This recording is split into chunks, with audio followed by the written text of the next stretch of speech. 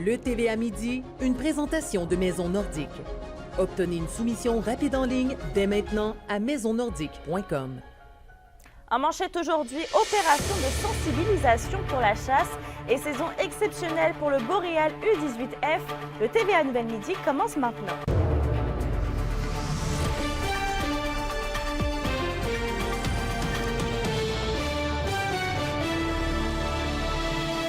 Bonjour et bienvenue au TVA Midi. Une opération concertée de la Sûreté du Québec, du ministère des Forêts, de la Faune et des Parcs, mais aussi de la Société de l'assurance automobile du Québec a lieu aujourd'hui un peu partout dans la région. Et le but, en fait, c'est bien de sensibiliser les chasseurs au bon comportement à adopter en forêt. La consommation abusive d'alcool est notamment ciblée. Notre journaliste Alexandre Cabana est actuellement en route vers l'un des points d'opération dans le quartier Bellecombe à Rouyn-Noranda et va nous présenter un reportage complet au TVA de 18h. C'est de la prévention qu'on fait d'année en année, puis c'est vraiment pour sensibiliser les gens. C'est toujours mieux de prévenir pour essayer d'éviter des accidents que d'être obligé d'intervenir lorsqu'il arrive un événement comme un accident malheureusement. On vous en parlait hier de la disparition de Keystone Con Robert. Eh bien, le jeune homme de 15 ans de Rouyn-Noranda a été retrouvé sain et sauf tôt ce matin. On rappelle qu'il avait été porté disparu le 2 octobre dernier. Parlons logement, puisque la préfète de la MRC de Témiscamingue, Claire Bolduc, considère qu'il est du ressort du gouvernement d'aider à l'offre de logements abordables, avec une pénurie de logements qu'on connaît non seulement sur le territoire témiscamien, mais dans l'ensemble de la région. La préfète considère que la responsabilité n'appartient pas aux entrepreneurs. Elle s'attend à ce que le gouvernement mette en place des mesures afin de faciliter l'accès au logement à bas prix. Ça reste une responsabilité du gouvernement et c'est à lui de mettre en place les sommes nécessaires pour du logement social et du logement à très petit prix. C'est une responsabilité du gouvernement. On ne peut pas demander constamment à des promoteurs, à des entreprises privées de mettre de l'avant des projets pour lesquels ils auront peu de retour sur leur investissement. Et à la question du jour, on vous demande, trouvez-vous que la région compte assez de logements abordables? Pour voter et commenter, rendez-vous sur la page de TVA Abitibi-Témiscamingue. Et on reste au Témiscamingue puisqu'une étude réalisée par la Corporation de développement communautaire du Témiscamingue démontre que le milieu communautaire témiscamien est un acteur incontournable du développement socio-économique. Au total, l'impact économique est de plus de 10 000 $ sur le territoire, ce qui démontre l'importance de mieux financer le milieu communautaire selon la corporation. La CDCT a fait cette étude auprès de ses 29 membres afin de comprendre l'impact économique, social et socio-professionnel des organismes communautaires durant l'année 2022. On va parler de reconnaissance produits forestiers résolus ainsi que la ville de Val-d'Or sont honorés par la CNESST pour leur innovation en santé et sécurité du travail. Et c'est mardi dernier que ces deux entités ont reçu des récompenses pour leur initiative. Chez Produits forestiers résolus, c'est le DAT V2.0 évaluation PLR qui sert à améliorer la sécurité lors de l'usinage du bois qui a été salué. À la ville de Val-d'Or, c'est le changement de procédure de travail lors du remplacement des lames de chasse-neige qui a été récompensé. Toujours à Val-d'Or, un résident a fêté son 100e anniversaire hier dans une résidence pour retraités et la bonne humeur était au rendez-vous. Qu'Emilia La Liberté s'est jointe aux festivités de cet homme qui s'est impliqué dans sa communauté tout au long de sa vie. Comment on se sent d'avoir 100 ans? Ça va bien. Oui? Oui. On a la forme encore? Oui. Pas en forme pour travailler, mais... C'était jour de fête chez les Jardins du patrimoine à l'occasion du 100e anniversaire de M. Jean-Paul Labbé. L'équipe de la résidence lui a préparé une journée toute spéciale entourée de ses proches. La mairesse Céline Brindamour était elle aussi de la fête. Préparer une belle petite soirée familiale. Il y a beaucoup de familles qui sont venues d'un peu partout, de l'Abitibi, dans le coin de Montréal. On a même des gens de sa famille qui sont descendus de la Suisse pour venir célébrer avec lui. Donc, une belle petite soirée, un souper à son goût que M. Labbé voulait manger ce soir. Donc, on lui fait plaisir ce soir. Natif de la Sarre, M. Labbé s'est beaucoup impliqué dans sa communauté, notamment au sein des Chevaliers de Colomb. Là, qui a été pour faire des cadeaux à Noël pour les petits-enfants. Okay. Et puis, on avait été une fois tout changé de l'église de la Sarre, là. on avait ramassé 20 000 piastres. Le travail et la persévérance ont toujours été au cœur de sa vie.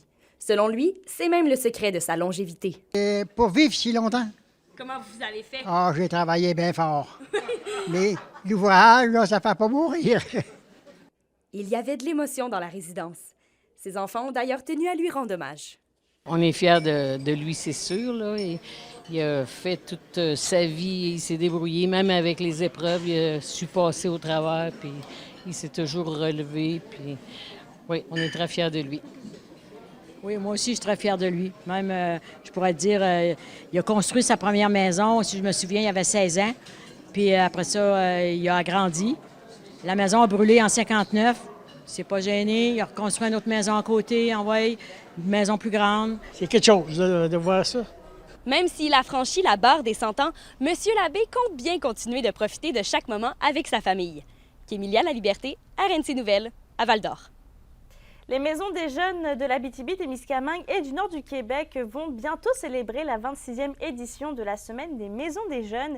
Plusieurs activités sous le thème « Engagés pour nos ados » seront offertes tout au long de la semaine prochaine pour l'occasion. Des journées portes ouvertes vont aussi avoir lieu dans certaines maisons des jeunes. Le but est également de reconnaître le travail des intervenants et intervenantes pour sensibiliser les adolescents au décrochage scolaire, à la toxicomanie, à l'éducation, mais aussi à la sexualité et bien plus. Et après avoir foulé les planches du théâtre Télébec de Val-d'Or hier, l'artiste drague Rita Baga se déplace ce soir au théâtre du Cuivre de Rouyn-Noranda. Présenté depuis 2 ans avec plus de 45 000 billets vendus, le spectacle Créature a remporté l'Olivier de la meilleure conception visuelle en 2023 et au menu, enchaînement de tableaux mêlant musique, chant, danse et costumes. Les Huskies de Rouyn-Noranda repartent de Drummondville avec une défaite de 5-2 face aux Voltigeurs. Seuls les attaquants Anthony Turcotte et Mathis Perron ont su trouver le fond du filet. À noter quand même que cette défaite marque cependant le premier revers en temps réglementaire de la Meute en ce début de saison. Le prochain match de la Meute sera présenté samedi à Shawinigan où les Huskies vont croiser le fer avec les Cataractes.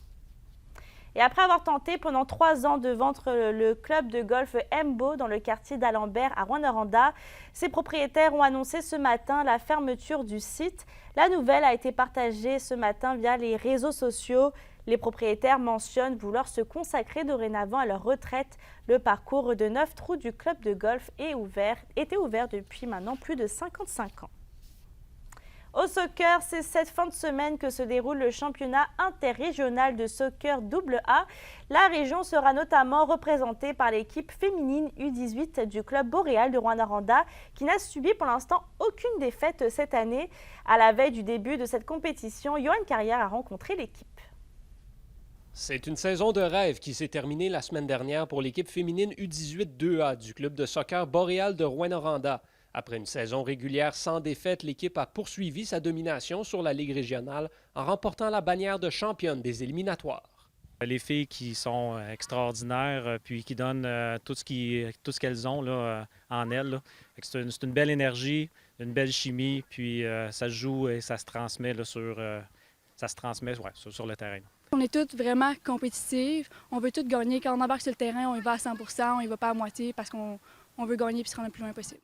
Le travail n'est toutefois pas terminé pour l'équipe U18 qui va maintenant s'attaquer au championnat interrégional qui regroupe les équipes championnes de la saison régulière des 4 ligues régionales du niveau 2A. Un défi que l'équipe a bon espoir de pouvoir relever avec brio.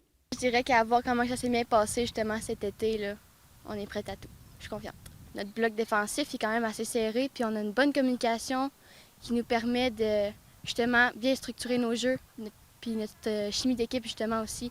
Ça nous démarque quand même assez bien. Le défi va être de taille, mais on y va une demi à la fois, un match à la fois. On va tout donner pour ramener la coupe. En plus de compter sur des joueuses de talent comme Camille Audette qui a terminé la saison comme meilleure marqueuse de la Ligue, l'équipe est composée d'un noyau de joueuses qui évoluent ensemble depuis plusieurs années. Un bon nombre d'entre elles continuent aussi d'être coéquipières avec les Astrelles du cégep de l'Abitibi-Témiscamingue. C'est sûr qu'on est à l'école ensemble, on se voit souvent, on se côtoie. C'est juste les rides d'autobus aussi pour aller au tournoi, ça nous rend vraiment soudés ensemble. Ils connaissent leurs forces, connaissent leurs faiblesses, mais sont complémentaires l'une et l'autre. Fait que, comme tu l'as dit, c'est exactement ce qui est... c'est la chimie qui se crée là, au fil des années. Là. L'équipe féminine U15 2A du Club Boréal va également participer au championnat interrégional. Celui-ci se déroule durant la fin de semaine de l'Action de grâce à Drummondville. Yoann Carrière, RNC Nouvelles, Rouyn-Noranda. Avec des températures prévues à 5 degrés le jour et 2 degrés la nuit, Dame Nature ouvre drastiquement la porte à bonhomme hiver ce week-end si on compare à la météo exceptionnelle des dernières semaines. La fin de semaine de l'Action de grâce devrait accueillir les premiers flocons de neige de la saison dans la nuit de lundi à mardi en Abitibi-Témiscamingue. Et c'est quand même tout un changement alors qu'il a fait 28 degrés dans la région la semaine passée. Mais c'est surtout aussi que ça va être nuageux, venteux. Il va mouiller aussi, donc ça va être vraiment un gros contraste versus les 25 et 28 degrés qu'on a eu avec des humidex. Là, on va tomber dans du 5 degrés, mais avec un ressenti qui nous rapproche plus du 0 degré. À météo aujourd'hui, le soleil va continuer de jouer à cache-cache aujourd'hui. Sinon, on va avoir une alternance de soleil et de nuages avec un 40% de probabilité d'averse dans toute la région. On aura un maximum autour de 18 degrés. Pour ce soir et cette nuit, les nuages vont être de la partie avec encore un 40% de probabilité d'averse ce soir. Et côté température, eh bien, il va faire un minimum de 7 et 9 degrés. La circulation est actuellement perturbée dans la réserve faunique La Vérandrie au kilomètre 289 près du lac Pitonga en raison d'une sortie de route. Pour l'instant, on ne sait pas s'il y a des blessés, mais tout ce qu'on sait, c'est que les services d'urgence ont été appelés sur place. On vous tiendra évidemment au courant des développements s'il y a lieu. Évidemment, soyez prudents. N'oubliez pas aussi qu'on est sur TVA X et YouTube TVA Abitibi-Témiscamingue si vous voulez voir et revoir les bulletins. Bonne journée et à tout à l'heure.